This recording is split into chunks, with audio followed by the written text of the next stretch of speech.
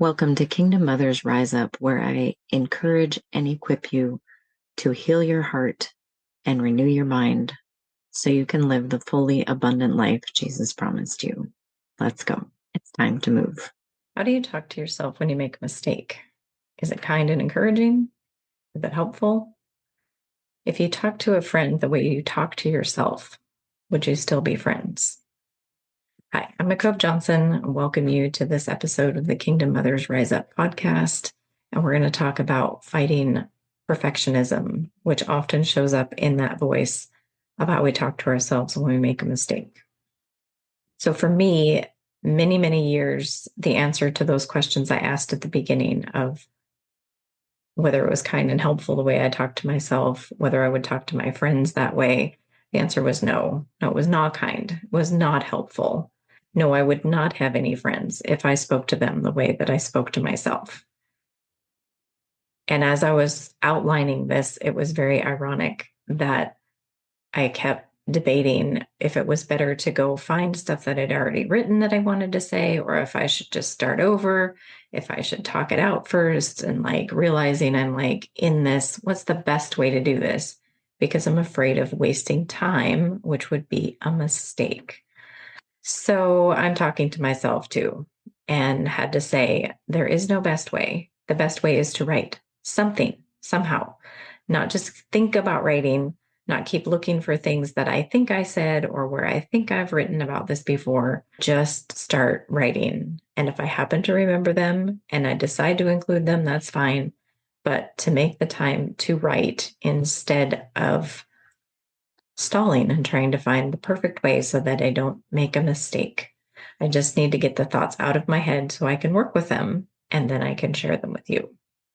So one of the ways that I fight this drive to always do everything in the best way is through heart doodling with Jesus. I did a free workshop by Maritza Parra, I'm not sure how she says it, Parra, on a concept she calls heart work journaling. But she teaches to use a permanent marker and watercolor paint.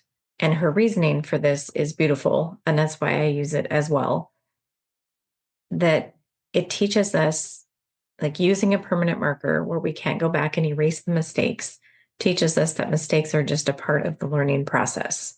I found it to be so powerful that I encourage everyone to try heart doodling with Jesus with a permanent marker. When I look at my sketchbook and I don't know the best way to start, I draw a box, and the box is freehand. It never has 90-degree corners, but what it does is it gets me started, and getting started opens the door for more, and it's easier to keep going once I've started, even if the box isn't perfect, even if I don't have the perfect idea for what I'm trying to process or what I want to illustrate. It gets me started. Drawing the box without a straight edge allows me to practice in a small, safe way that I can receive from something that's not perfect. As I draw and write with a permanent marker, I can work my mistakes into my picture or simply overlook them. Nobody does everything perfect every time, and there's no reason to feel that I should either. But I do, and I did a lot more in the past. Growing up, I absorbed messages like, if you can't do it right the first time, don't do it at all. Do it right the first time. Doing things right or my best was out of reach. Mistakes were bad, or at the very least, annoying. And my performance was directly tied to my worth. So let's unpack those messages a little bit with their impact. Do it right or not at all. For starters, what a completely unrealistic expectation, especially for a child. You're learning so many new things so quickly. Of course, you're going to make mistakes and not know how to do it right. But if I got in trouble for not doing it right and was punished instead of taught how to do it right, I was just punished for doing it wrong, then I learned that it's better to not make mistakes. Mistakes are unacceptable. Making a mistake means I failed, or worse yet, I am a failure. Doing it right the first time is a lot like the if you can't do it right, don't do it at all. What an unrealistic expectation to put on ourselves or anyone else. How are we possibly going to do something right the very first time? And I realized that that probably wasn't always how it was meant. It was probably more intended that once you know how to do something right, take the time to do it right instead of doing it so and needing to go back and redo it. But in my child reasoning, that wasn't how it went. It was that I was supposed to know how to do stuff I had never been taught how to do. If it's the first time I've done something, how can I possibly do it right? Did you walk without ever falling or wobbling? Is it realistic to think you can write a paper right the first time? Or have a hard conversation, ask helpful questions, grieve? Not only is there not a right, as in a morally right or wrong way to do most of those things, it's just ridiculous to expect to know how to do something you've never been taught to do. And as an adult, I understand the intent behind the statement was to do the task well enough that it didn't need to be redone. When you wash the dishes, you get all the food off. When you take out the trash, get all of it. And I also can see that as a mom, sometimes that statement means different things. Sometimes take out the trash means there's an overflowing trash can right in front of me, and I want you to take that trash out right now. Sometimes take out the trash means that you're supposed to gather the trash from all the trash cans in the house and put the new bags in and, take out all of the trash like a regular routine chore that you would be trained in, ideally, to know this is what's expected. These are the steps, these are the standards. But sometimes as a mom, I know I do this myself, and I'm sure it's part of what happened to me, is I'm in a hurry and not really being aware. And I just say, I told you to take out the trash. Well, did I clarify?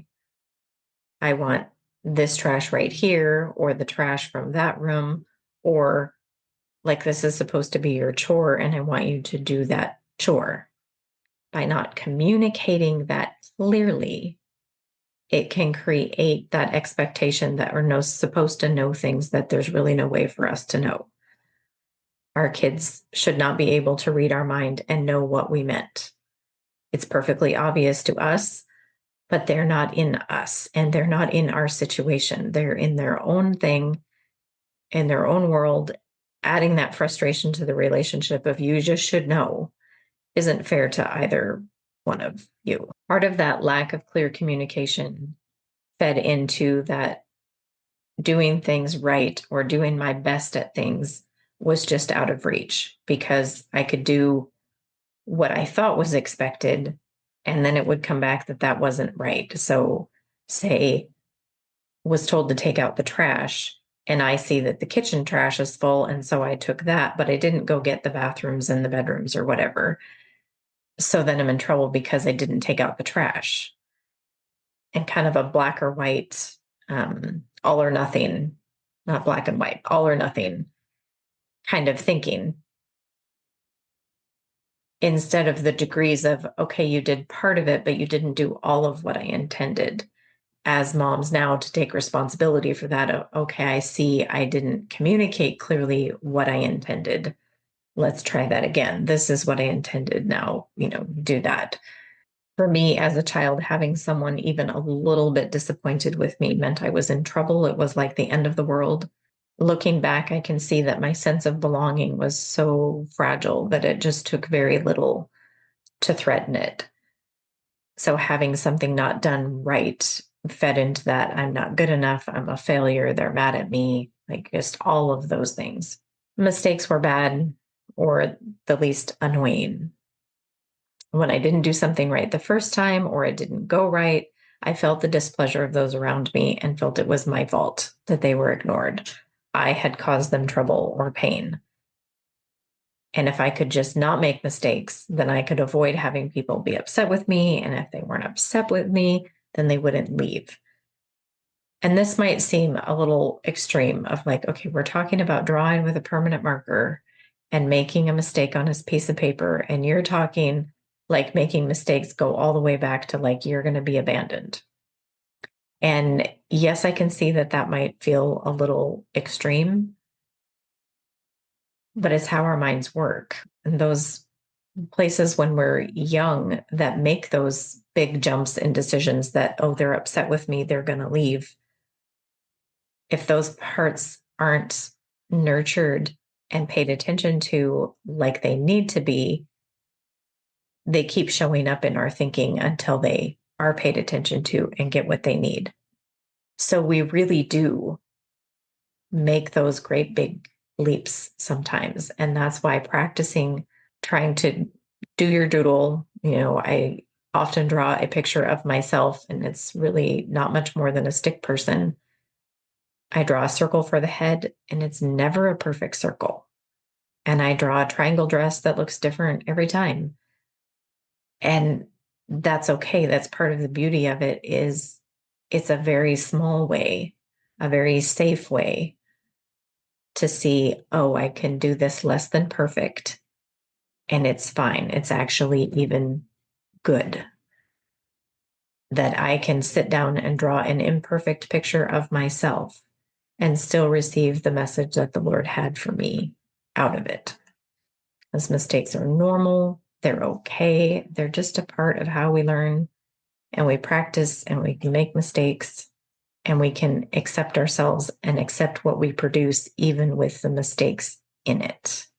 Art Doodling with Jesus gives you a small, safe place to practice many of the skills you may have missed growing up. Using the permanent marker and watercolor paints give you practice in seeing mistakes as part of learning. Mistakes don't ruin things. And I'll talk more about that in Don't Start Over, Sit With It. Thank you for listening to today's episode of the Kingdom Mothers Rise Up podcast. I'm blessed to have you here.